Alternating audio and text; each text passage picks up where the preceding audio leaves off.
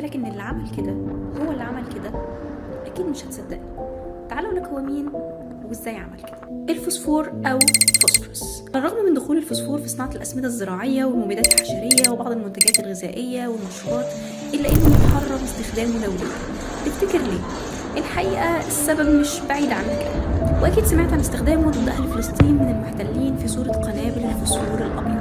بيطلع من تفاعل الفوسفور الابيض مع الهواء احماض كارثيه بالمعنى الكامل، لانها بتسبب حروق شديده بطيئه الشفاء ممكن توصل للعظم. نسبه 10% بس من حروقه على جسم الانسان ممكن تسبب الوفاه.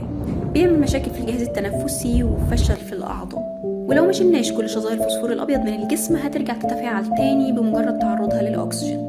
للاسف حتى اصحاب الاصابات الاوليه بيفضلوا يعانوا مدى الحياه من الشد العضلي الدائم.